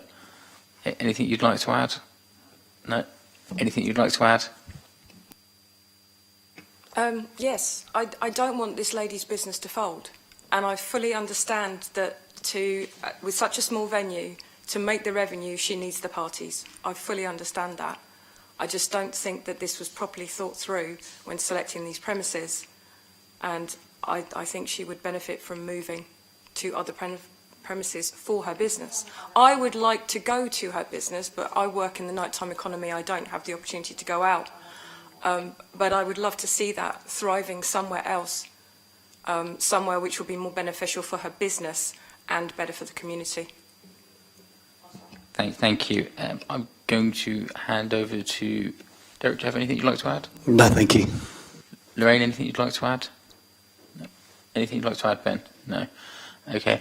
This is your last opportunity to sum up. Is there anything you would like to add before we go into our closed session? Your Honor, I completely understand all my neighbors, you know, and when they say about they're scared for the noise every day to 3 o'clock in the morning. But if we can, like, if you have a decision for give me some nights a week, you know, and I don't need every day of the week, but if you can give him some nights a week, you understand what I mean? Because and then I can do something. Because for who is out, it's easy to say it's better you move. But who is in is only me and myself, you know, who did Carioca, and it's not easy to pay the bills there or make Carioca, because there doesn't have nothing. I did everything there, and if I have like £100,000 for move to another place, you know, certainly I'm gonna move for a big place or another place, but I don't have. I have to stay there for survive, because now I have to survive, me and my kids, and the only place I have is there. Then, if you can, of course, if you think it can give me not the license for the all days of the year, but some days of the week, you know, for me to be able to play music too late, you know, and this is going to be in the middle, not. You understand what I mean, no? Yeah. I believe the local authority, Lorraine, she made a really good comment in things that can be implemented to try to minimize the nuisance. So I think if you could give you the opportunity to Monica to try to implement these new ideas, it to be facilitating with the neighbors, with less noise, and she still carry on doing the parties. So I believe it's just a matter of adjustment. Because before, she didn't have that mindset in regards to the business, what she really needs, how she was doing. And now after a year, so she knows where she's standing at, and she knows, she got a better idea now how she can make Carioca better for the community and better for her clients. So I was looking on the internet what Lorraine said. It's affordable, so it's just a matter to try to implement together with the license. Thank you very much. I am going to just go around the room and just ask if everyone's happy with what they've said or they wish. Is everyone happy they said what they wish? Brilliant. Are you happy you said what you wanted to say? Lorraine? Are you happy with you said everything? Yes. Okay, thank you. We're going to go into our closed session now for deliberation. So I do need you all to please leave the room while we do so. And we will probably come back just after 5:30. Yeah, I think what we can say is it's going to be at least 5:30. At least 5:30. So it may take the subcommittee longer, than that, but you can go away and be confident that the subcommittee is not going to reconvene. It's not going to start announcing a decision before, nothing else is going to happen before 5:30.